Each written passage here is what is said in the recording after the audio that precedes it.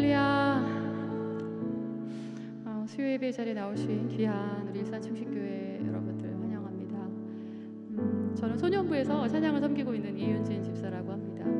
우리 목사님들 귀한 지금 세미나 중이셔서 제가 오늘 찬양을 섬기게 됐습니다. 우리 안경영 목사님 뵙게 돼서 너무 반갑습니다. 우리 안경영 목사님이 또 특별히 와주셨습니다. 원래 소년부의 어린아이와 같은 찬양들을 많이 하고 싶었습니다. 우리 주님께서 어린아이와 같이 아니하면 하나님 나라에 들어갈 수 없다고 하셨기 때문에 너무 모르는 찬양이 많으시면 당황하실 것 같아서 제가 좀 참았습니다. 첫 곡이 우리 소년부에서 요즘 굉장히 많이 하고 있는 여름 성경 캠프에서 했던 찬양입니다. 어린아이의 찬양이지만 이 마지막 때 주님을 향한 우리의 마음, 순전한 마음, 준비되어야 될 마음을 너무나 잘 담아낸 찬양이어서 우리 모두에게 큰 은혜가 될 줄 믿습니다. 함께 찬양하시겠습니다.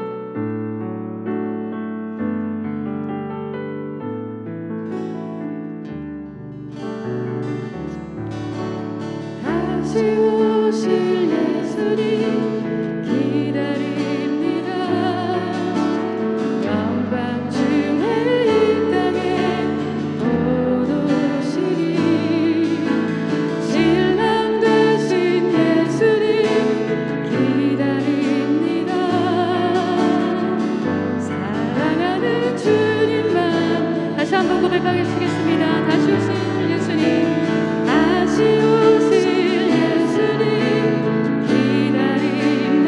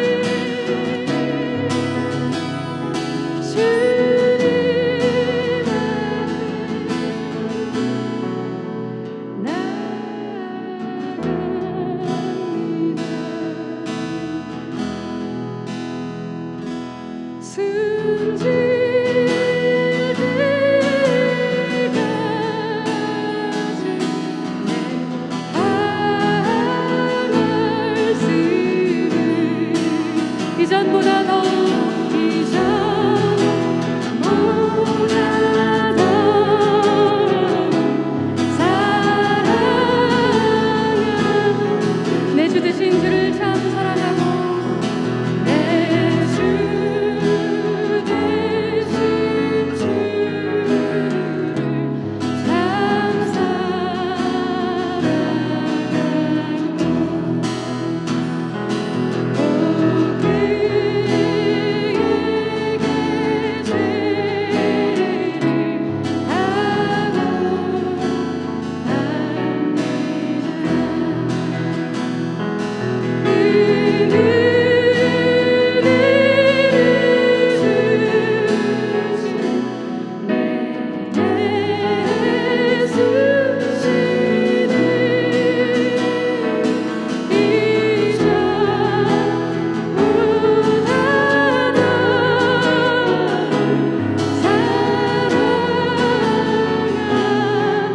이전보다 더욱 사랑합니다.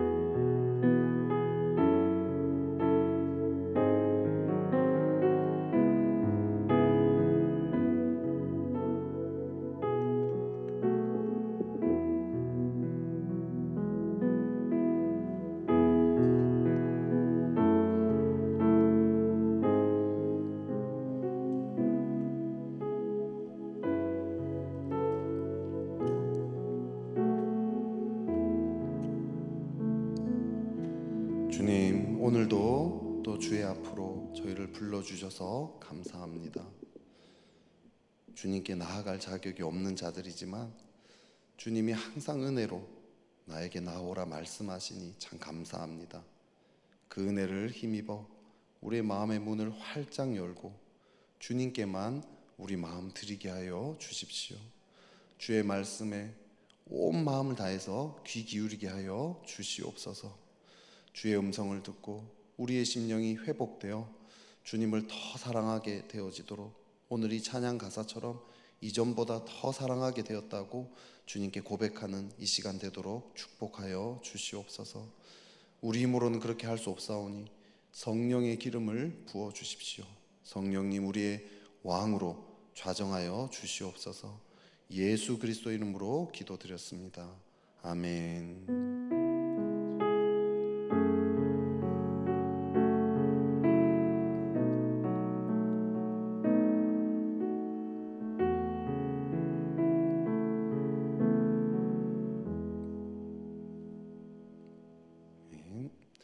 우리 학가다 말씀 3번 같이 읊조리도록 하겠습니다. 히브리서 11장 6절의 말씀입니다. 히브리서 11장 6절 말씀. 믿음이 없이는 하나님을 기쁘시게 하지 못하나니 하나님께 나아가는 자는 반드시 그가 계신 것과 또한 그가 자기를 찾는 자들에게 상 주시는 이심을 믿어야 할지니라. 히브리서 11장 6절 말씀. 히브리서 11장 6절 말씀. 믿음이 없이는 하나님을 기쁘시게 하지 못하나니 하나님께 나아가는 자는 반드시 그가 계신 것과 또한 그가 자기를 찾는 자들에게 상 주시는 이심을 믿어야 할지니라. 히브리서 11장 6절 말씀. 히브리서 11장 6절 말씀. 믿음이 없이는 하나님을 기쁘시게 하지 못하나니 하나님께 나아가는 자는 반드시 그가 계신 것과 또한 그가 자기를 찾는 자들에게 상 주시는 이심을 믿어야 할지니라. 히브리서 11장 6절 말씀. 아멘. 오늘 하나님께서 우리에게 주신 말씀은 고린도전서 3장의 말씀입니다. 고린도전서 3장 1절부터 9절까지의 말씀입니다. 저와 여러분이 교독으로 읽고 마지막은 합독해서 읽도록 하겠습니다. 형제들아, 내가 신령한 자들을 대함과 같이 너희에게 말할 수 없어서 육신에 속한 자 곧 그리스도 안에서 어린아이들을 대함과 같이 하노라.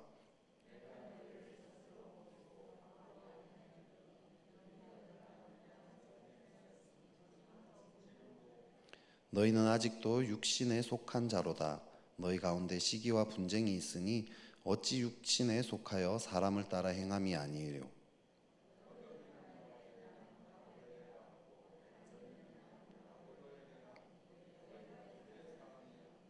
그런즉 아볼로는 무엇이며 바울은 무엇이냐? 그들은 주께서 각각 주신 대로 너희로 하여금 믿게 한 사역자들이니라.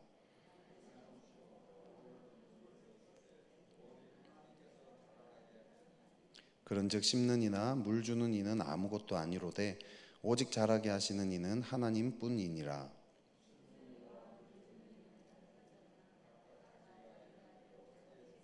다 함께 읽겠습니다. 우리는 하나님의 동역자들이요 너희는 하나님의 밭이요 하나님의 집이니라. 아멘. 네, 여러분 반갑습니다. 네, 너무 빨리 와가지고 그죠? 너무 2개월 조금 지났더라고요. 네, 근데 저는 거기서 거의 한 2년 지낸 것 같은 느낌으로 지냈고요.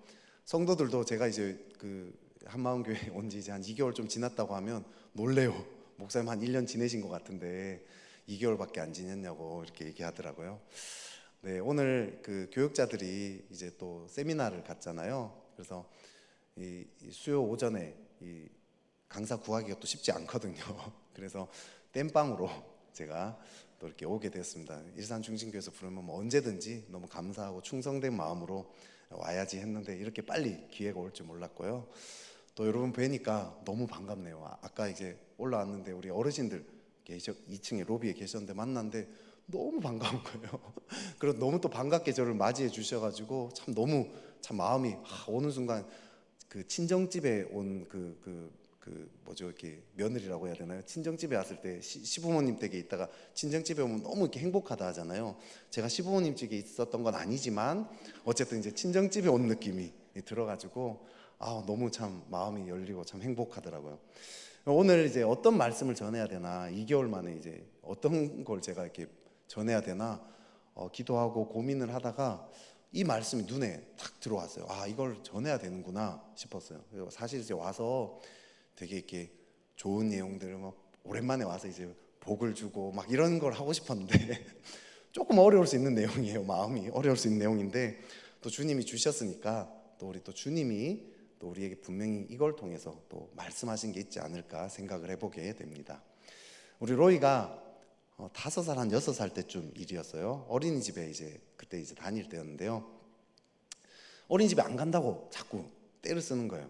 그래서 로이야 왜 어린이집 안 가고 싶은 거야 하니까 그냥 무조건 가기 싫어만 계속 반복을 했던 거죠. 그러니까 알고 봤더니 이제 이날이 그 한 달에 한 번씩 그 어린이집에서 생일 축하를 하는 날이 있더라고요. 그래서 그 달의 생일인자들을 다 모아가지고 한꺼번에 축하해주는 날이었어요.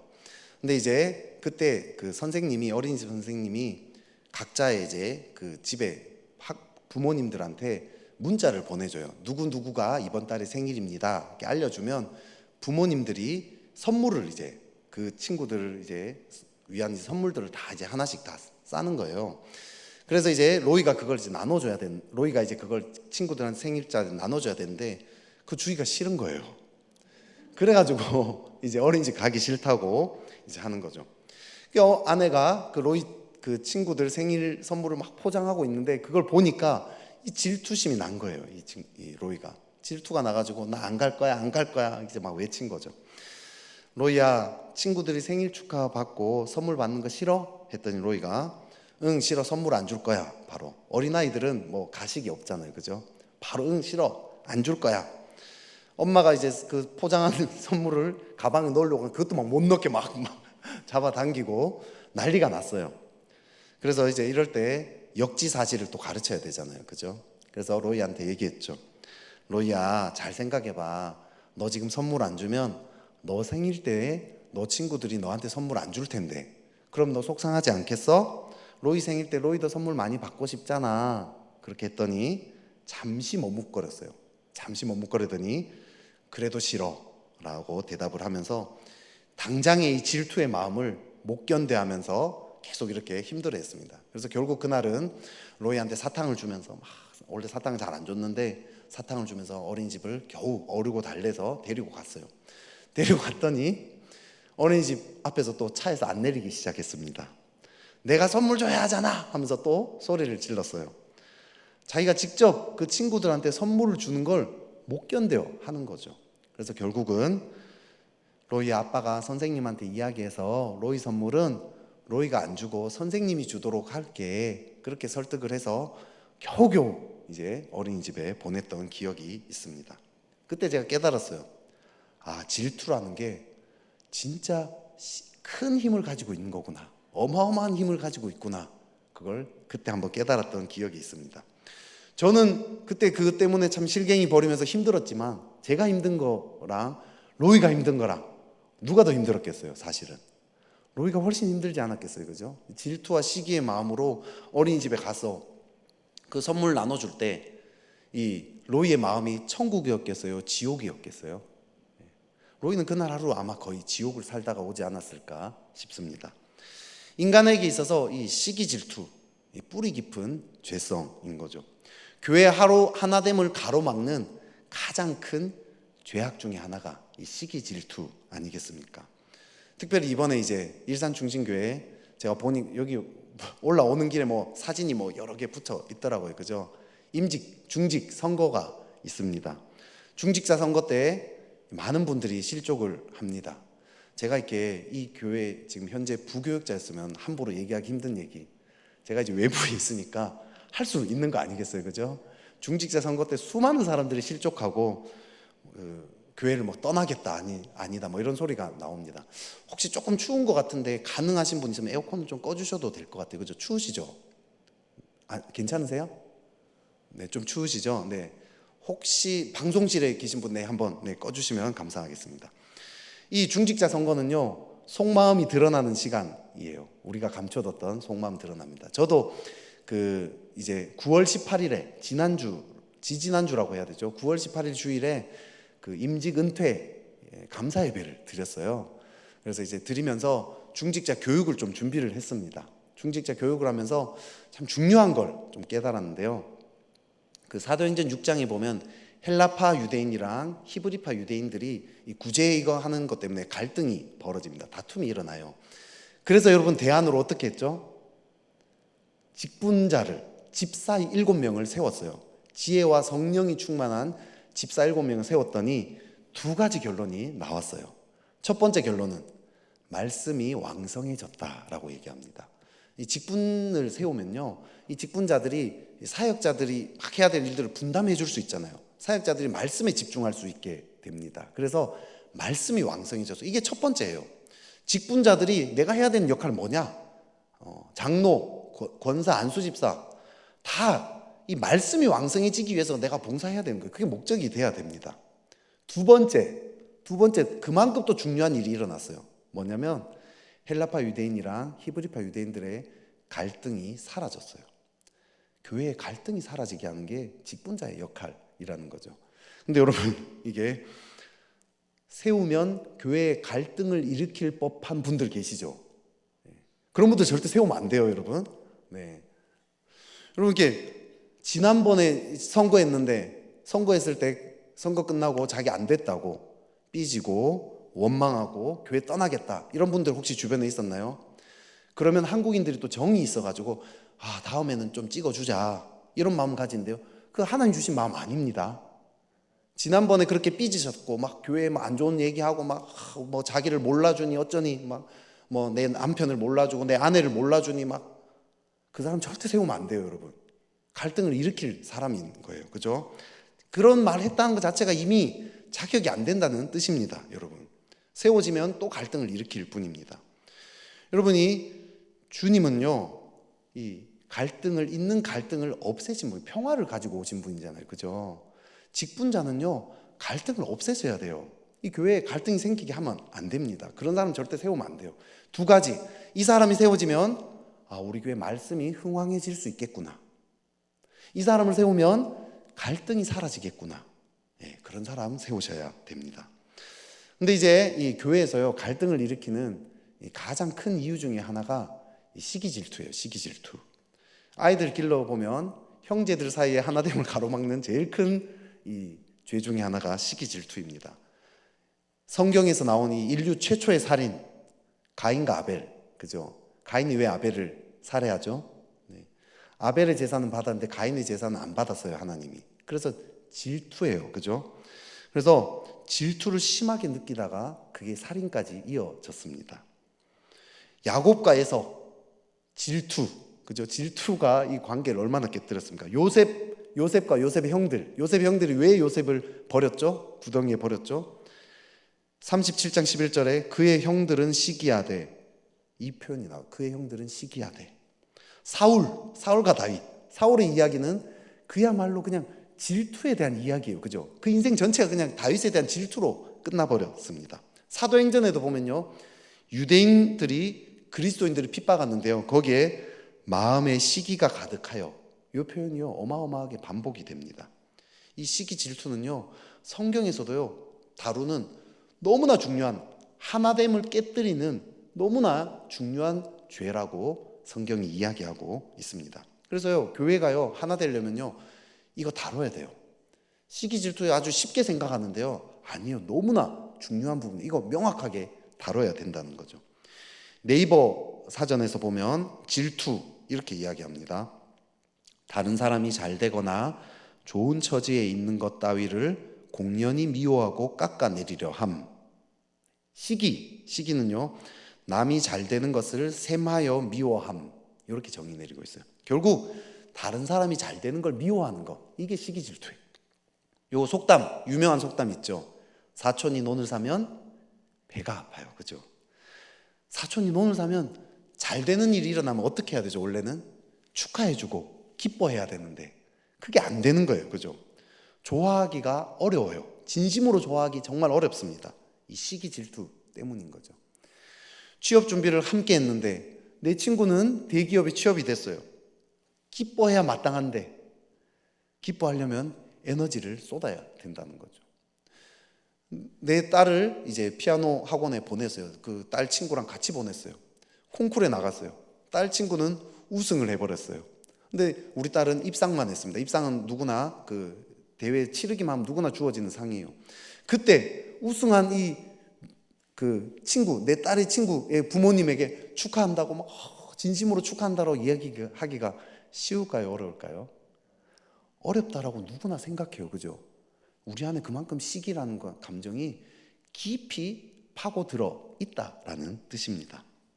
오늘 본문에도요, 고린도 교회에 엄청난 분쟁이 일어나는데요, 그 분쟁의 이유가 너희 가운데 시기와 분쟁이 있으니 어찌 육신에 속하여 사람을 따라 행함이 아니오. 이 3절에서 이렇게 얘기해요. 시기라는 말을 이야기합니다. 이 분쟁 때문에 공동체가 갈라졌다라는 거죠. 이 마귀의 전략입니다. 이 시기 때문에 얼마나 하나 되어야 마땅할 이 관계들이 얼마나 깨졌어요. 친형제도요, 시기 때문에 갈라져 있습니다. 친하게 지내야 될 친구 관계도요, 시기 질투 때문에 얼마나, 특히 이제 중고등학교 여학생들 보세요. 그 서로 막 친해져야 될 사이에 시기 질투 때문에 얼마나 서로 막 그 정치질하고 막 이럽니까, 여러분? 그죠? 하나님의 거룩한 교회도 시기 질투 때문에 하나 되지 못하잖아요. 그죠? 그래서 이걸 다루려고 합니다. 이 세 마리 여우 길들이기라는 책이 있어요. 그 책에서 제가 참 많이 따왔습니다.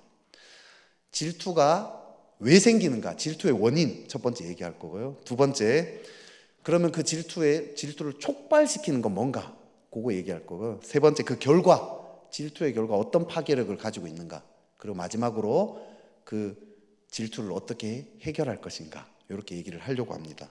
빨리 넘어갈게요. 벌써 제가 이렇게 많이 옛날에도 많이 길게 해가지고 벌써부터 길까봐 힘들어지시는 분들 계신데 빨리 하겠습니다. 질투는 인간의 죄와 마귀의 역사라고 볼 수 있겠죠. 원인이라고 하면 근원적인 원인은 죄와 악한 영의 역사예요. 근데 좀 막연하잖아요. 그죠? 조금 더 디테일하게 살펴보겠습니다. 첫 번째 질투 원인은 열등의식입니다.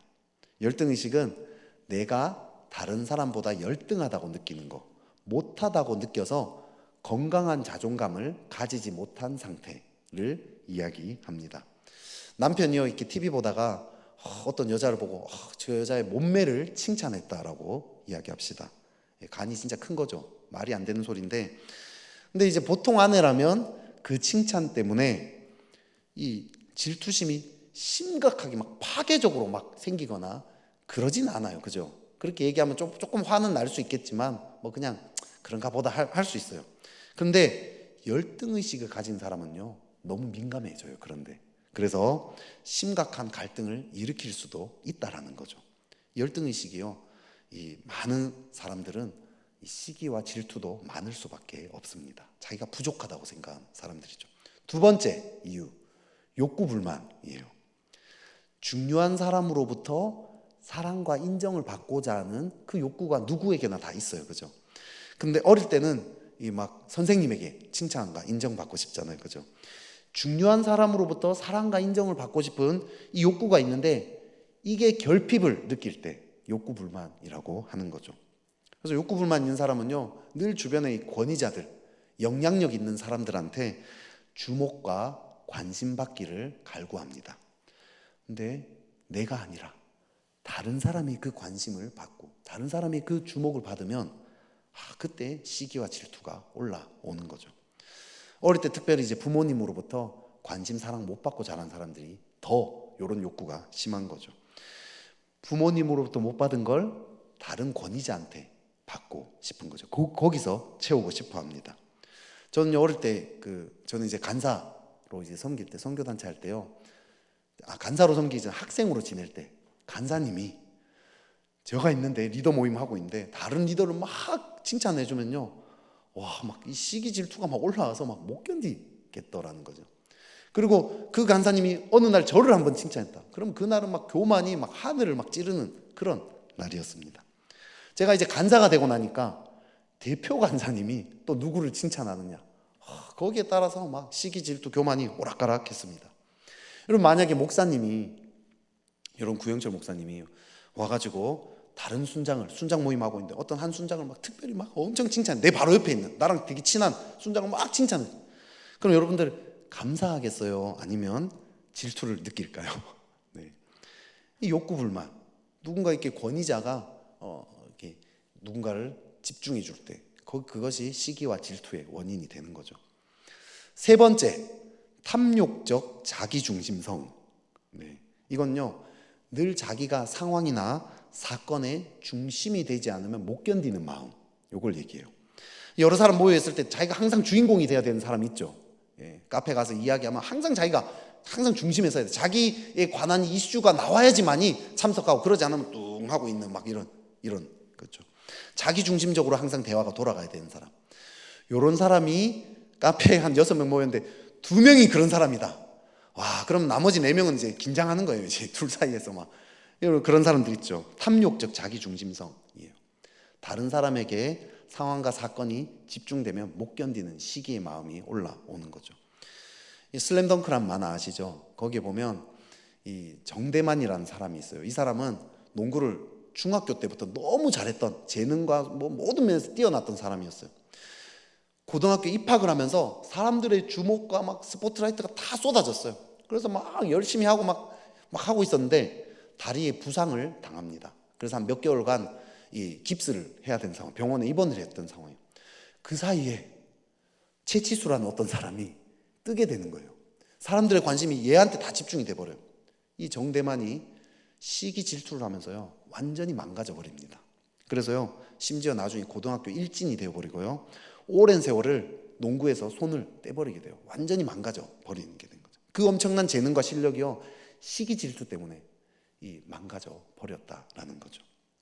모든 사람은요, 하나님이 허락하신 때가 있어요. 그래서 이 어떤 일에 있어서 공적을 쌓고 활약을 막 떨칠 이럴 때가 있어요. 각광을 받을 때, 주목을 받을 때가 있어요. 그리고 그 시기가 지나면 떠나야 돼요. 근데 탐욕적 자기중심성이 사로잡힌 사람은요, 그걸 못 견뎌하는 거예요.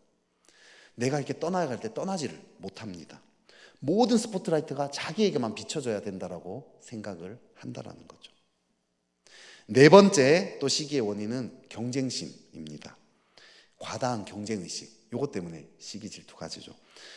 경쟁은요, 뭔가를 획득하기 위해서 다투는 거예요. 전교 1등을 다투면 전교 1등과 2등이 나타나게 될 거 아니에요. 나는 1등에서 선생님과 친구들한테 인정받을 거 했는데 내가 2등을 해버렸다. 그러면 1등한테 경쟁심과 함께 시기 질투를 느끼게 되는 거죠. 이렇게 시기 질투의 원인을 살펴봤는데요. 그러면 이 시기 질투가 실제로 촉발되게 되는 그건 뭔가? 촉발에 대해서 한번 또 살펴봅시다. 이 세 가지를 정리할 수 있는데요. 첫째로는 내가 중요하게 여기는 거, 그거 관련될 때 촉발이 된다는 거죠. 내가 가치를 부여하는 거.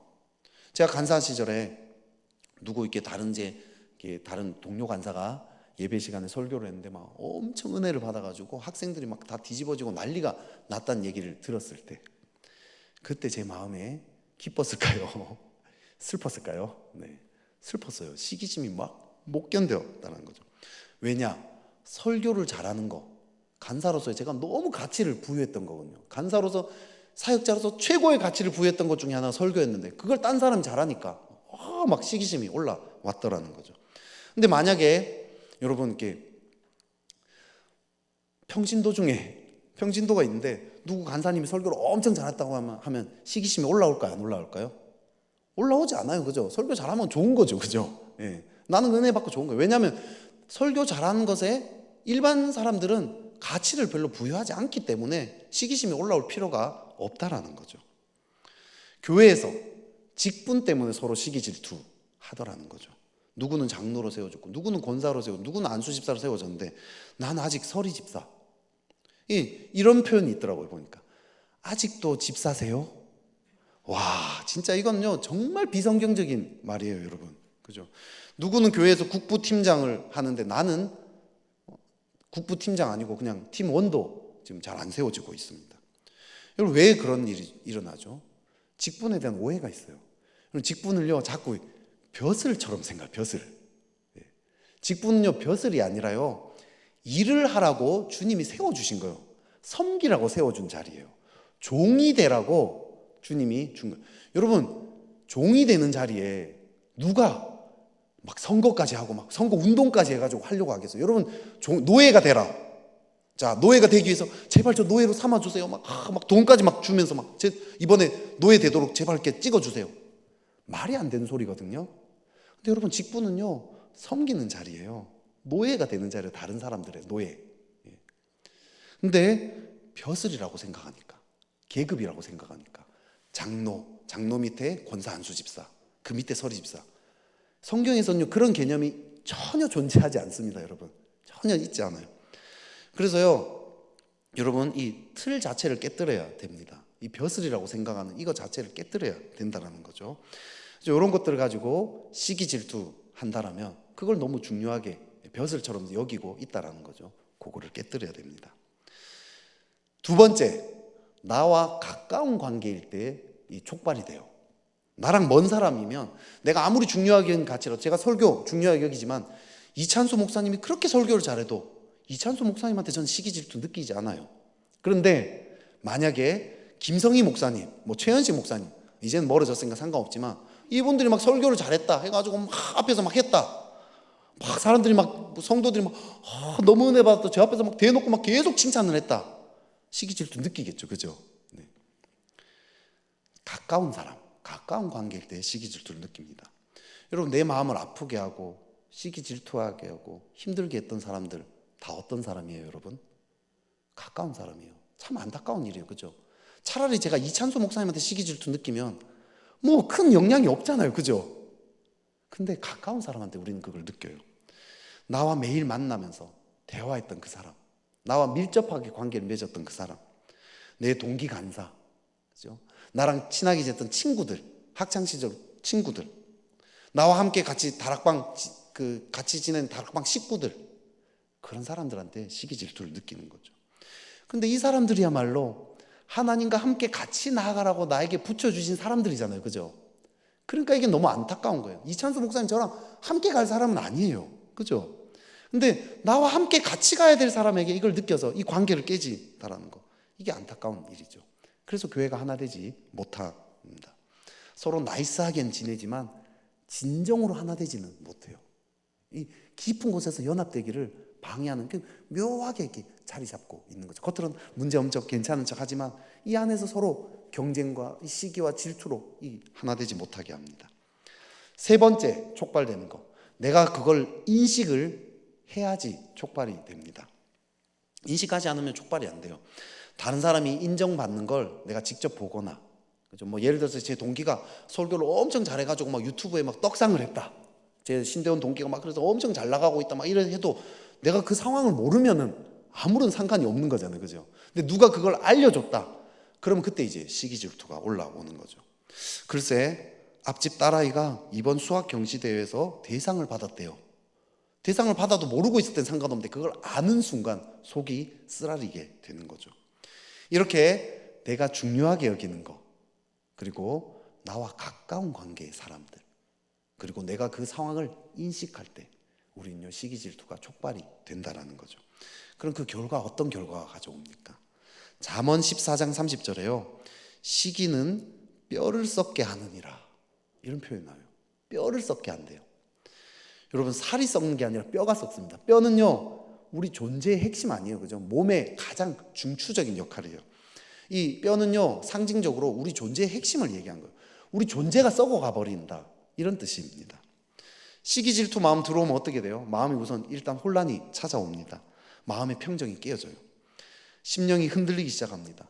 그 상대방을 향한 미움과 분노의 마음이 올라오기 슬슬 불불 끓기 시작하죠.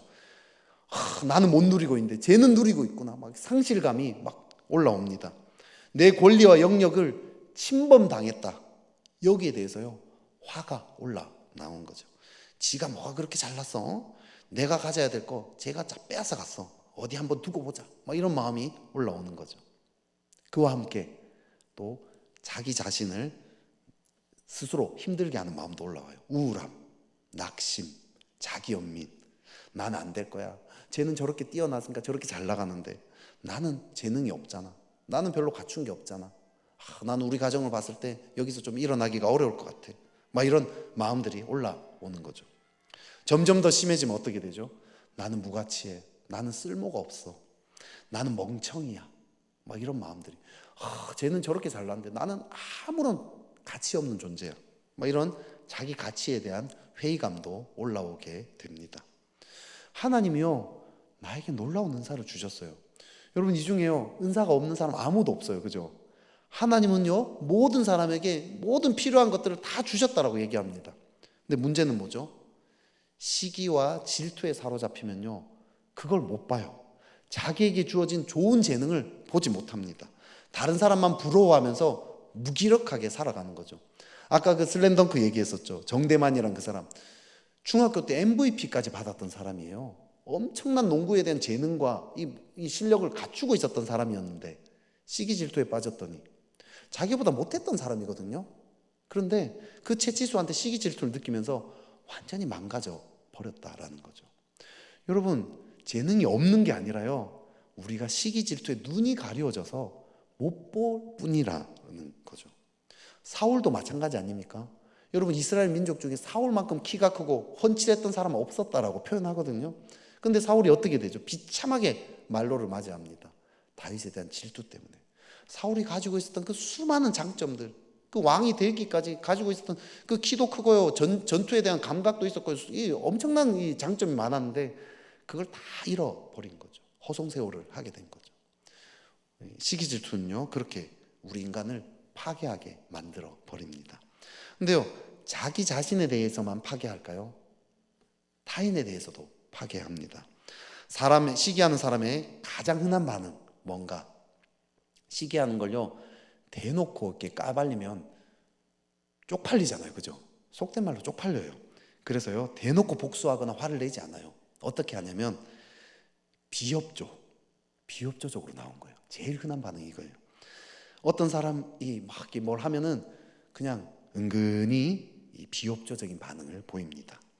내가 협조하면 이 공동체에 유익이 된다는 걸 알아도 그렇게 안 해요. 스스로 방해물인 존재로 그냥 슬쩍 남아 있는 거죠.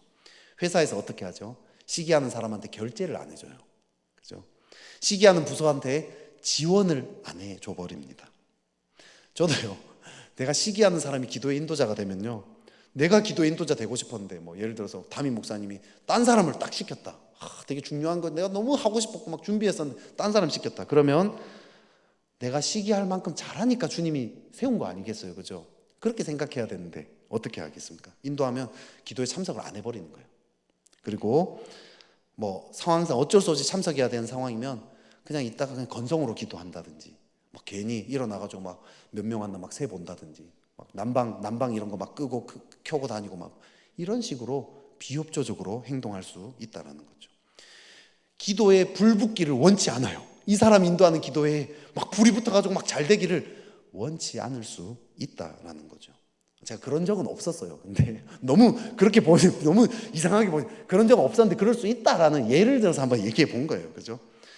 만약에 이런 식으로 하는 사람이 있다라면 그 사람은 앞으로도 세우면 안 되겠죠, 그죠? 그런 사람은 될 자격이 없다라는 거죠. 아무튼 이런 식으로 우리는 비협조적으로 나옵니다. 다락방 내에서도요, 뭔가 내가 시기 질투한 사람 뭔가 막 하자고 막 하면 은근히 이렇게 탁탁탁 가로막아 버린다든지 이럴 수 있다라는 거죠. 첫 번째가 비협조적이라면 두 번째는 이 부정적인 이야기를 이제 하는 거죠. 대놓고 할 수도 있지만 대체로 뒷담화를 까겠죠, 그죠? 수근수근합니다. 이 많은 수근수근의 많은 부분이 시기 질투와 연결되어 있지 않습니까, 그죠? 뭐 화장실 한번 갔다 왔는데 분위기가 싸해졌다. 그러면 내 뒷담화 깠구나 이렇게 알아라는 거죠. 아마 나에 대해서 셈이 많았던 사람이 아마 그걸 시작했을 확률이 높겠죠, 그죠? 더 심각해지면 어떻게 되죠? 수근수근하는 정도가 아니라 그 사람을 제거하려고 하겠죠. 가인은 아벨을 제거했고요. 사울도 다윗을 죽이려고 했습니다. 요셉의 형들은 요셉을 팔았고요. 아비멜렉은 이삭을 그 땅에서 떠나게 하려고 했습니다. 어떤 방식으로든 그 사람이 사라지게 만들고 싶어요. 회사에서 쫓아내고 싶고요. 그 공동체에서 나가게 하고 싶어요. 그 다락방에서 내보내고 싶은 거죠. 그 모임에서 사라지게 하고 싶습니다. 이 시기 질투는요, 내가 시기 질투하는 그 대상과의 관계를 깨뜨릴 뿐만 아니라 더 나아가서 그 대상과 연결되어 있는 다른 사람들까지도 다 안 좋은 영향을 미칩니다. 사울은요, 다윗에게 질투를 느끼면서 누구한테까지 그 창을 돌렸죠? 요나단, 다윗을 좋아하는 요나단에게까지도 창을 돌렸습니다. 불똥을 튀게 했죠. 여러분, 또 사울은요, 다윗을 도왔던 그 아비멜렉 그 제사장, 그 가문 전체를요 몰살시켜 버렸어요. 시기의 대상과 가까운 관계들도요 다 파괴버리게 된다라는 거죠. 그래서 고린도 공동체는요, 아볼로파, 바울파, 게발파, 파벌로 나눠져가요 공동체 전체가 뭐 파괴되는 그런 엄청난 어려운 일이 벌어졌다라는 거죠. 공동체에요, 이런 사람들이 있어요. 자기들끼리만 딱 모이면서 파벌을 형성하는 사람들이 가끔 존재합니다. 이런 사람들은요, 다른 사람들로 하여금 소외감, 거절감을 느끼게 해서요, 공동체를 파괴시킵니다. 이런 또 고립된 모임들의 특징은요, 모여서 항상 수근수근 뒷담화들을 많이 깐다라는 거죠. 시기 질투가 거기 있습니다. 또 시기 질투는요, 궁극적으로는요, 나 자신도 파괴하고 나와 그 시기 질투와 관계된 그 사람도 파괴하고 그 사람과 관계된 다른 사람까지 파괴할 뿐만 아니라 더 나아가서 나와 하나님과의 관계가 파괴되게 마련입니다. 제가 이렇게 가인과 아벨에 대해서요, 그 경건 훈련에 가서 묵상을 했었어요. 그때 이게 제가 가인이더라고요. 가인이 돼가지고 막 묵상을 하는데 제 동기랑 이게 비교가 돼요. 제 동기는 아벨이었던 거예요. 걔는 항상 칭찬받고 사역도 잘하고 막 그랬던 친구였어요. 거기에 비해서 저는 너무 열등하게 느껴지는 거죠. 나는 왜 이런 가정에서 태어나서, 나는 왜 이렇게 자라가지고 이렇게 열등하고 부족하고 이럴까. 그 친구는 목회자 가정이었거든요. 부모님이 목사님이었어요. 그래서 저렇게 잘 되고 막 이런 그 모습에 대해서요, 궁극적으로는 하나님을 제가 원망하고 있더라는 거죠.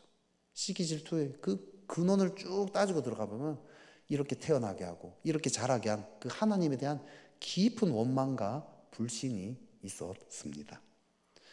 여러분, 시기 질투는요, 그 화살이요, 결국 그 원인이 하나님께로 가게 되어 있습니다. 하나님께 감사할 수가 없는 거죠. 이렇게 이 시기 질투의 원인과 촉발하는 것, 그리고 그 파괴적인 결과에 대해서 살펴봤습니다. 그럼 이제 마지막으로 어떻게 해결할 것인가? 첫째, 고백해야겠죠. 하나님께 고백해야 돼요. 시기 질투가 있다라는 것만 얘기하는 게 아니라요, 그 시기 질투의 감정까지 고백해야 돼요. 나의 그 감정이 터져 나와야 됩니다. 내가 얼마나 고통스러운지, 얼마나 괴로운지 낱낱이 고백해야 합니다. 주님, 그 사람에 대한 질투 때문에 제가 정말 미치겠습니다. 정말 그 사람에게 저주를 퍼붓고 싶어요. 뭐 이런 내 감정들, 나 그 사람 너무 싫고 밉습니다. 죽이고 싶어요. 산채로 묻었으면 좋겠어요. 막 이런 거 다윗이 기도하잖아요, 그죠? 그런 식의 내 감정이 터져 나오도록 기도를 해야 합니다. 이게 한 번 정도는 괜찮은데 여러 번 하면 좀 힘들거든요. 여러 번 반복해서 이 시기 질투 감정이 해결이 안 돼가지고 계속 올라오면 힘들어요. 뻔뻔하게 해야 돼요. 계속 어쩔 수 없어요. 그 사람이 거의 지옥에 한 대여섯 번 갔다 오고 산채로 한 몇 번 묻어지고 나오면 그때쯤 되면 좀 회복이 돼요. 네. 그래서 여러분들 반복해서 계속 하셔야 됩니다. 그리고요, 이 고백하는 건요, 하나님께도 고백하지만 또 함께 해야 될 거, 사람에게 고백을 해야 합니다. 신뢰할 만한 사람에게 이야기해야 돼요. 여러분, 근데요, 시기 질투를 고백하는 게요, 이게 진짜 보통 일이 아니에요. 그죠? 내가 이 사람에게 질투심 느낀다 얘기하는 거요, 진짜 힘든 일이거든요. 근데 여러분, 더 나아가서 내가 시기 질투를 느끼는 그 당사자에게 직접 고백하는 거, 이건요 정말 효과가 직방이에요. 하는 게 힘들어서 그렇지 한다라면 정말 순식간에 회복이 됩니다. 물론 그 시기 질투를 듣고 감당이 안 될 만한 사람한테는 얘기하면 안 돼요, 여러분. 네, 충분히 좀 성숙한 분이라면 이야기할 수 있겠죠. 그렇게 이야기하기만 해도요 엄청나게 회복이 됩니다. 저도요, 제가 학생 시절에 한번 이야기한 적이 있어요. 제가 정말 시기 질투 너무 못 견뎌서 정말 이렇게 막 정말 죽을 것 같아서 3일 금식도 했던 그 대상한테 가서 그 3일 금식하고 난 다음에 얘기를 고백을 했거든요. 그때부터 얼마나 자유가 일어났는지 몰라요. 또 어떤 목사님이 저한테 시기 질투를 느낀다고 고백한 적도 있었어요. 제가 살면서 누가 나한테 시기 질투를 느끼네 하면서 그때 참 그때 너무 뭐 감사하다고 해야 될까 모르겠지만 어쨌든 뭐 그런 적도 있었어요. 이분도요 정말 얼마나 성숙한 분이었어요. 순식간에 회복이 되더라는 거죠. 그렇게 고백을 하나님께, 사람에게 고백을 하십시오. 그리고 고백으로 끝나면, 부정적인 것을 내가 고백을 했다라면 긍정적인 거 알아야 되지 않겠어요? 나에게는 어떤 좋은 점이 있는가, 그죠? 제가 열등감의 화신이었거든요. 시기 질투의 화신이었어요. 화신. 이 열등감이라는 단어가 사람이 된다, 그럼 저가 됐을 거예요. 제가. 네. 그런 정도였어요. 심각했어요. 그래서 다 이렇게 질투를 하는 거예요. 찬양인도 잘하는 사람 보면 찬양인도 막 잘하고 싶고, 설교 잘하면 설교 잘하고 싶고, 행정 잘하면 행정 잘하고, 자료 잘 만든 사람 자료 막 만들고, 상담 잘하면 상담 막 질투하고 막 했어요. 그렇게 늘 질투를 하다가 벗어나게 됐어요. 어떻게 벗어나는가? 하나님이 나에게 주신 은사가 있다는 걸 알게 된 거죠. 여러분, 사람은요 모든 걸 다 잘할 수 없어요, 그죠? 하나님이 나에게 주신 은사가 존재한다라는 거죠. 이 시기 질투에 가려서 못 봤을 뿐입니다. 저는 무엇을 잘했을까요? 모든 것을 시기 질투했기 때문에 모든 거에 다 손을 댔어요. 그러다 보니까 특출나게 잘하는 건 없어요. 근데 또 특출나게 못하는 게 또 없는 거예요, 제가. 그래서 사람들이 저한테 이런 얘기하는 사람들이 있었어요. 안 목사님 못하는 게 없네요. 그럼 제가 항상 이렇게 대답해요. 저는 맞아요, 제가 못하는 게 없어요. 근데 잘하는 것도 없어요. 이렇게 얘기합니다.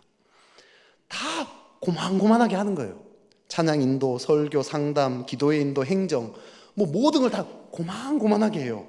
뭐 성적으로 치면 B에서 B 플러스 정도? 네. C나 D로 가는 게 별로 없어요. B에서 한 B 플러스 정도 다 하는 거예요. 그것 자체가 저의 은사라는 걸 알게 됐어요. 여러분, 모든 걸 고만고만하게 잘하는 사람 없잖아요, 그죠? 뭘 맡기면 웬만큼 다 해낼 수 있는 사람, 그 사람 여기에 다 합쳐져 가지고 또 시너지가 나는 거거든요. 그게 나의 은사구나. 그걸 어느 순간 받아들이게 됐고요. 그걸 받아들이게 됐더니 그 중에서도 또 잘하는 것들이 하나씩 더 생기더라는 거죠. 개발이 되기 시작했다는 거죠. 기도인도 잘한다는 얘기 많이 들었거든요, 제가. 개발이 되더라는 거죠. 여러분, 하나님이 나에게 주신 은사가 뭔가, 나에게 주신 장점이 뭔가, 그걸 알아야 돼요. 하나님이 아무도 없는 사람은 없어요. 누구에게나 반드시 다 존재합니다. 시기 질투하지 않으면 그게 보인다는 거죠. 그걸 보면 우리는 시기 질투하지 않을 수 있는 거죠. 하나님은요 여러분들을 향한 계획을 가지고 있어요. 그리고 그 계획을 이룰 만큼 하나님이 그 은사를 누구에게나 다 주셨어요. 어쩌면 제가 뭐 기도인도 잘한다라고 얘기해도 저보다 더 잘하는 사람 많겠죠, 그죠? 분명히 많아요. 하지만 하나님이 주신 일을 이룰 만큼 기도인도 제가 잘한다라는 거예요. 이 말 이해되세요? 여러분 각자에게 주신 은사, 하나님이 여러분에게 주신 그 계획을 이룰 만큼 은사를 다 가지고 있다라는 거예요. 그거면 충분하잖아요. 딴 사람보다 꼭 잘해야 돼요? 잘 못해도 하나님의 계획만 이룰 수 있으면 되는 거 아닙니까? 그걸 알아야 돼요. 하나님의 계획을 알고, 그리고 내가 이룰 만큼 가지고 있는 은사가 있구나, 그걸 알 때 우리는 이 시기 질투에서 벗어날 수 있는 거죠. 세 번째로, 하나님의 이제 큰 관점을 알아야 됩니다. 고백하고 내 은사를 알게 됐다라면 하나님의 큰 관점을 알아야 됩니다. 여러분, 주은이가 예를 들어서 그림을 막 그려가지고 상을 막 받았어요. 그러면 채은이가 그걸 보고 좋아할까요? 질투할까요? 질투하겠죠. 그런데 엄마 아빠는 어떨까요? 엄마 아빠는 질투할까요? 아니에요. 주은이가 상 받으면 엄청 기뻐요. 채은이가 엄마 아빠의 마음을 안다면 기뻐하게 된다는 거죠. 자기의 관점으로 보니까 시기 질투하는 거예요. 여러분, 다른 사역자가 설교를 잘해가지고 성도들이 은혜를 많이 받았다. 그러면 그 장면을 보면 하나님이 기뻐할까요? 시기 질투할까요? 기뻐하겠죠, 그죠? 그 마음을 알면은 제가 질투하겠습니까? 기뻐하겠습니까? 기뻐해야 된다는 거죠. 다른 다락방 순장을 통해서 내 이 순원이 은혜를 받았다. 다른 다락방 순장을 만났더니 막 너무 은혜 받아가지고 와가지고 나를 찾아와가지고 자꾸 나한테 막 그 사람 만나서 너무 은혜 받아 막 얘기를 해요. 하나님이 그걸 그 다른 다락방 순장으로 인해서 기뻐하겠어요? 질투하겠어요? 기뻐하겠죠, 그죠? 나도 마땅히 기뻐할 수 있다라는 거죠. 하나님의 그 마음을 알면 그렇게 기뻐할 수 있다라는 거죠. 그걸 위해서 우리는 기도하고 씨름해야 돼요. 네 번째로, 공동체 유익을 도모해야 합니다. 공동체 전체의 유익을 도모하면요, 시기 질투 사라져요. 내가 시기할 만한 인물이 존재하는 공동체 A와 내가 시기할 사람이 아무도 존재하지 않는, 내가 시기할 거리가 없는 공동체 B, 여러분 어느 공동체가 더 풍성하겠어요? A가 풍성하지 않겠어요? 내가 시기할 만한 것들이 많이 존재하는 곳이 풍성하지 않겠습니까? 그죠? 시기 질투로 눈이 어두워져서 그 모든 대상이 사라진 B를 고집한다. 말이 안 되는 거예요. 올바른 정신이라면 A를 택해야 됩니다. 내가 질투할 만큼 뛰어난 존재들이 많은 공동체일수록 더 풍성한 게 당연한 거 아니겠습니까? 그죠? 그런 존재가 하나도 없으면 나는 기쁠지는 몰라도 공동체는요, 아무런 유익이 없다라는 거죠. 다윗 덕분에 이스라엘이 얼마나 풍성했습니까? 하지만 사울은요, 그런 다윗을 없애려고 애를 썼습니다.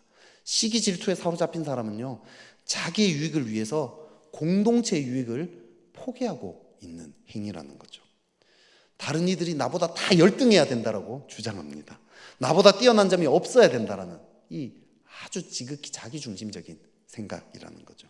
그래서 우리는요, 시기 질투 마음이 올라올 때마다 나 중심과 또 공동체 중심에서 결단을 내려야 한다라는 거죠. 그리고 이제 임직 선거가 있는데요, 막 누가 되고 안 되고 이에 따라서 마음이 오르락내리락 할 거예요. 예. 누가 잘 되고 누구는 안 되고 막 이런, 또 내가 혹시 안 되고 이럴 수 있어요, 그렇죠? 잠시 그럴 수는 있어요. 그렇죠? 잠시 그런 마음도 안 들면 그거는 사람이 아니라 로봇이겠죠. 그런 마음이 잠시 들 수는 있지만 그 마음 때문에 공동체를 파괴하는 말을 한다든지 그 마음을 오랫동안 품으면서 내 마음이 썩어져 간다든지 그건요, 악한 행동이라는 거죠. 하나님 앞에 이걸 가지고 씨름을 해야 합니다. 그리고요, 지금 이미 직분을 가지고 계신 분들은요, 이 임직선거 두고요, 많이 기도하셔야 돼요. 이것 때문에 공동체 시험 들지 않도록, 갈라지지 않도록, 오히려 아까 얘기한 대로 갈등이 사라지는 그런 직분 선거가 돼야 되지 않겠어요? 그게 성경적인 거 아니겠습니까? 그걸 위해서 기도해야 한다는 거죠. 마지막 다섯 번째, 질투를 이기기 위해서는요, 마지막으로 그 대상을 축복하면 돼요. 축복은요, 첫째로 기도해야 돼요. 기도할 때 그 대상을 위해서 기도하는 거죠. 시기하는 대상을 용서하는 것도 어렵지만요, 축복하는 것도 어렵거든요. 예, 축복하는 말 하기 어려워요. 근데요, 우선 말부터 시작하는 거죠. 말부터 하다 보면 마음이 따라오게 됩니다. 네. 그리고요, 기도만 하는 것뿐만 아니라 그 사람을 만날 때 실제로 축하해주고 축복의 말을, 인정하는 말을 해줘요. 특별히 인정하는 말, 그 사람 정말 잘한다라고 인정해주는 말, 그 시기 질투를 이길 수 있는 너무나 큰 중요한 방법입니다. 계속 하다 보면요, 이 시기 질투의 감정이 사라지게 되는 거죠. 또 더 나아가서 공동체에서요, 어떤 사람이 필요할 때 그 사람을 추천해 주는 거예요. 내가 가고 싶은 자리라도 이 사람이 더 잘하는 것 같으면 추천해 주는 거죠. 공동체 필요가 있을 때 그 사람을 채워주는 거죠. 그러면요, 시기 질투가 사라지고요, 공동체가 살아나게 됩니다. 그래서 하나님이 영광받는 공동체가 된다는 거죠. 저는 직분자 선거를 앞두고 이 교회를 나오게 돼서요, 참 정말 죄송한 얘기지만 한편으론 다행이다, 정말 힘들지 않고 나올 수 있겠구나, 이런 마음이 잠시 있었습니다. 그런데요, 하나님께서요, 이번에 임직 은퇴 제가 감사 예배를 드리면서 정말 깨달았어요. 하나님이 직분자를 잘 세워서 교회를 정말 아름답게 만들어가기 원하시는구나. 그리고 그러기 위해서는 직분자들을 통해서 말씀이 왕성하게 되어지고, 그리고 갈등이 사라지게 하는 거구나. 그리고 이 선거 가운데 우리 속에 있는 마음들이 막 다 올라올 거예요. 그동안 감춰져 있던 마음들이 다 올라오고, 막 그게 막 서로 막 부딪히기 시작할 거예요. 그걸 가지고 하나님 앞에 씨름하고 정결케 할 때, 그때 이 교회가 얼마나 아름답게 연합이 되지 않겠습니까? 얼마나 서로 하나 되지 않겠습니까? 그죠? 네.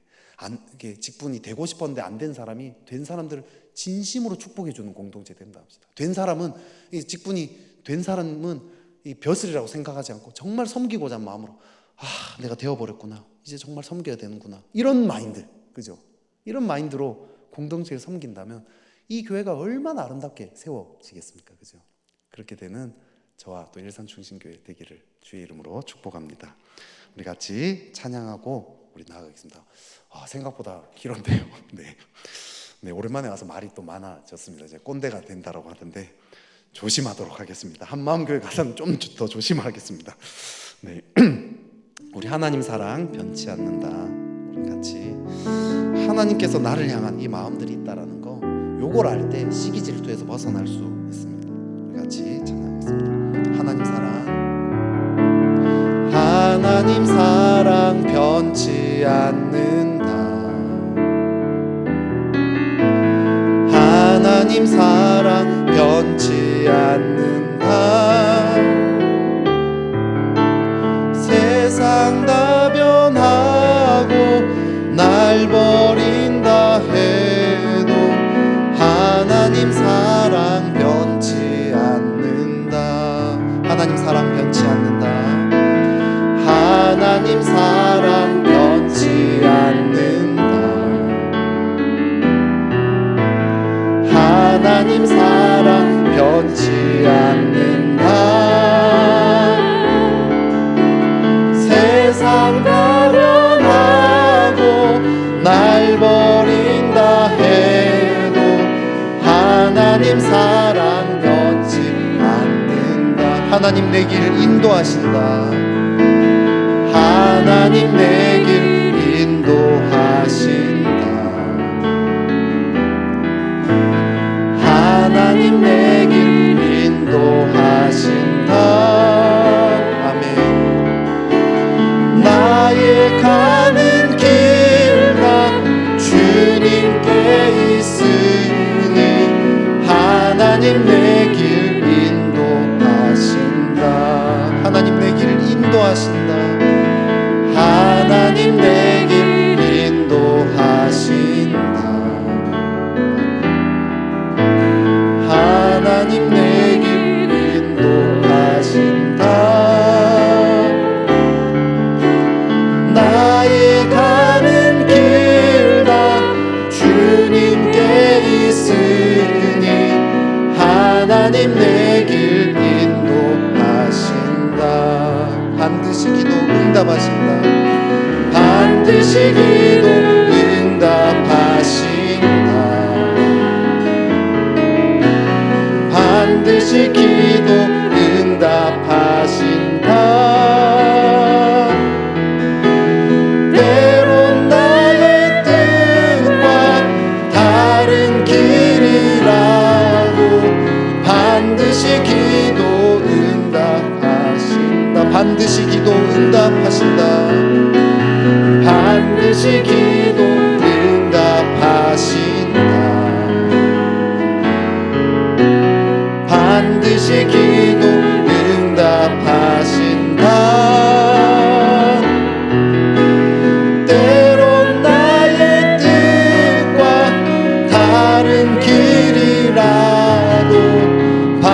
반드시 기도 응답하신다. 우리 이 시간 같이 한번 기도합시다. 오늘 말씀을 들으면서 내 안에 있는 시기와 질투들이 혹시 드러났습니까? 시기 질투가 없는 사람들은 없어요. 그것 때문에 혹시 뭐 나를 너무 정죄하거나 내가 이런 사람이었어 혹시 이렇게 이야기하지는 맙시다. 다만 그런 나를 용서하시고 사랑하신 주의 그 십자가를 바라봅시다. 그리고 나의 시기와 질투를 그동안 감춰두고 숨겨두고 있었던 것들을 가지고 이 시간 하나님께 올려드립시다. 그런 것들을 이 시간 정직하게 고백해봅시다. 주님, 제 안에 참 시기와 질투 많았습니다. 누구를 향한 시기와 질투가 있었고 누구를 향한 이런 마음들이 있었습니다. 이 시간 고백하면서 주님, 제 안에 이런 마음들이 있습니다. 이제 이 마음들을 주님께 올려드리기 원합니다. 주여, 그 사람을 향한 하나님의 계획이 있고 하나님의 은사가 있습니다. 주님, 저를 향한 또 주의 계획이 있고 주의 은사가 있습니다. 주님이 저의 길을 인도하시고 저의 모든 길이 주님의 인도하심, 주님의 손에 달려 있습니다. 주님, 저 그거 믿습니다. 주여, 이 시기와 질투의 마음들 내려놓기를 원합니다. 그 상대방을 향한 사랑과 축복의 마음들이 올라올 수 있도록 성령님 역사하여 주시옵소서. 우리 같이 한번 이 시기와 질투를 두고 하나님 앞에 기도하며 나아가면 좋겠습니다. 기도하겠습니다. 오 하나님 아버지, 그렇습니다. 주여, 우리 안에 있는 시기와 질투의 마음들 주 앞에 올려드립니다. 참 우리 안에 참 여러 이 마음들이 있는데 하나님 아버지, 그것이 우리의 마음을 뼈를 썩게 하고 오 하나님 아버지, 우리의 존재를 썩게 할 때가 많습니다. 하나님 아버지, 이 시간 이 마음들 내려놓고 주 앞에 나아가오니 성령이여 임하소서. 하나님 아버지, 우리 가운데 역사하소서. 기름 부으소서. 오 하나님 아버지, 교회 안에 오 하나님 시기와 질투로 인한 갈등들이 사라지게 하시고 하나님의 축복과 하나님의 오 인정하는 말들이 하나님의 평화가 오 하나님 아버지 교회 안에 흘러넘쳐날 수 있도록 주님이 도와주시고 주님이 역사하여 주시옵소서. 성령님, 오늘 이곳 가운데 기름을 부으소서. 오 하나님 아버지, 이 시간 은혜 베풀어소서. 성령이여 임하소서. 기름을 부으소서. 오 하나님 아버지 은혜 베풀어소서. 주님이 역사하시다 우리가 하나님 아버지 안에서 오 마음이 합하여지게 하시고 하나님 안에서 오 갈등들이 회복되어질 수 있도록 도와주십시오. 우리의 인생 가운데 시기와 질투가 사라지고 하나님의 사랑이 흘러넘쳐나게 될 것입니다. 하나님의 축복이 흘러넘쳐나게 될 것입니다. 성령이여 임하소서.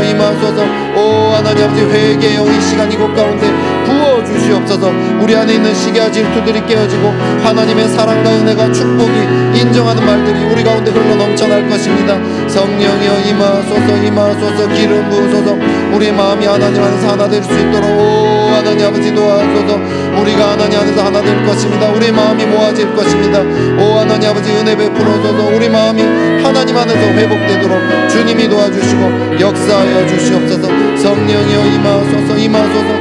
우리가 하나님 안에서 하나 될 것입니다. 주님이 역사하여 주시옵소서. 이 시간 우리 또 같이 한번 기도할까요? 우리 교회를 위해서 또 기도 특별히 할 때요, 임직 선거를 앞두고 우리 특별히 우리 안에 있는 시기와 질투들, 이 갈등들 깨뜨리는 기도들 합시다. 여러분, 오늘 이 말씀은요, 어떤 교육자도 저한테 얘기해 준 적이 뭘 했으면 좋겠다 이런 이야기 한 적 없고요. 제가 하나님 앞에서 스스로 저 혼자 기도하면서 나온 거예요. 혹시 오해하실까? 하나님께서 우리 일산중심교회가 하나 되기를 원하시고요. 또 이 임직 선거 가운데 또 갈등이 일어나고 분열이 일어나고 인간적인 그렇게 모임 되기를 주님이 너무 참 원치 않으세요. 주님 마음 아파하세요. 주님이요, 직분자들이 잘 세워져서 이 교회가 갈등이 사라지고 또 하나님의 말씀이 왕성하게 되기를 주님이 누구보다도 더 원하신다라는 거죠.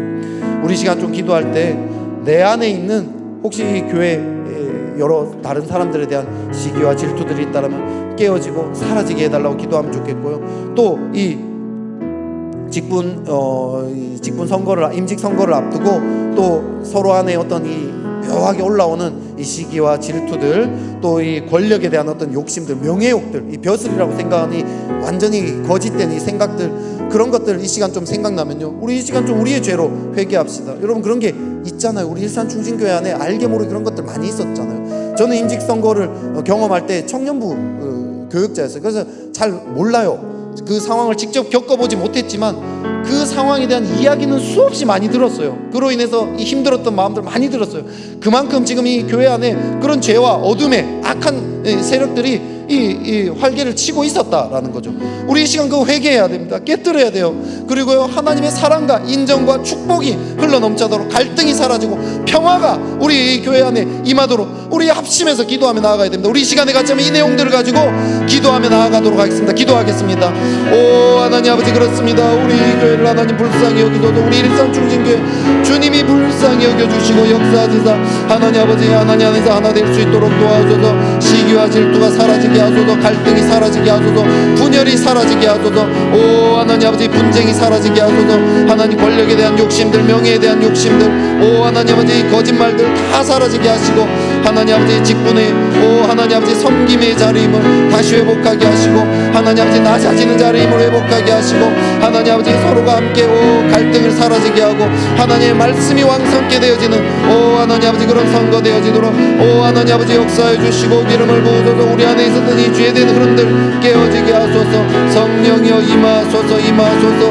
오 하나님 아버지, 오 주님 서지 못했다고 하는 원망하고 삐지고 하나님 아버지 분노하는 이런 마음, 오 주님 이런 잘못된 마음들, 오 하나님 아버지 이런 흐름들, 오 하나님 이런 태도들 사라지게 하소서. 하나님 아버지 이 교회 안에 하나님 서로를 진심으로 축복해주고 서로를 진심으로 세워주고, 오 하나님 아버지, 오 하나님 안에서 오 하나님 기쁨으로 하나님 아버지 축하해주고 함께 교회를 아름답게 세워나가는 오 하나님 아버지 그런 선거되어질 수 있도록 주님 도우소서. 우리 안에 있는 오 하나님 그동안 하나님 아버지 자기를 높이고자 하고 주여 벼슬처럼 명예처럼 생각이었던 이 모든 왜곡된 생각들 예수의 이름으로 깨어져라. 오 그것이 안 된다고 하나님 원망하고 삐지고 하나님 상했던 이 마음들 주여 예수의 피로 깨끗하게 씻어주시고, 하나님께서 세우시는 임직의 자리들이 하나님 안에서 잘 세워질 수 있도록 주님이 도우소서.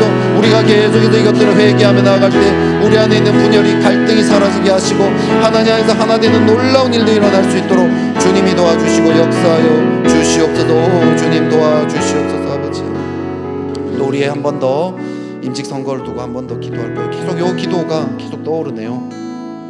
임직 선거를 위한 기도를 계속 하기 원하시는 것 같아요. 여러분 정말 세워질 만한 사람 세워지도록 역사해 달라고. 여러분 이 직분은요 사람이 세우는 게 아니에요. 하나님이 부르셔서 하는 거예요. 많은 사람들이요 이 선거처럼 생각합니다. 대통령은 이 노력으로 세워지는 거죠. 사람이 노력해서 막 선거 운동도 하고 이렇게 세워지는 거잖아요. 그죠? 그거는 맞아요. 인간 세상에서 그렇게 하죠. 하지만 직분은요 사람이 세우는 게 아닙니다. 여러분 하나님이 부르셨다라고 성경에서 명확하게 하나님이 선지자로 뭐 교사로 뭐 목사로 뭐 이렇게 세웠다라고 이야기해서 하나님이 부르신 거예요, 여러분. 근데 내가 교회 열심히 다녔고 열심히 활동했으니까 내가 세워져야지. 사람들이 나를 알아줘야지. 내가 사람들한테 막 홍보하고 이렇게 하면 세워져. 완전히 거짓말. 그거는 정말로 이 성경이 가르침과 정반대라는 거죠. 하나님이 부르시는 겁니다. 하나님이 세워질 만한 사람을 세우는 거죠. 이 선거라는 형식을 통해서 세우시는 것입니다.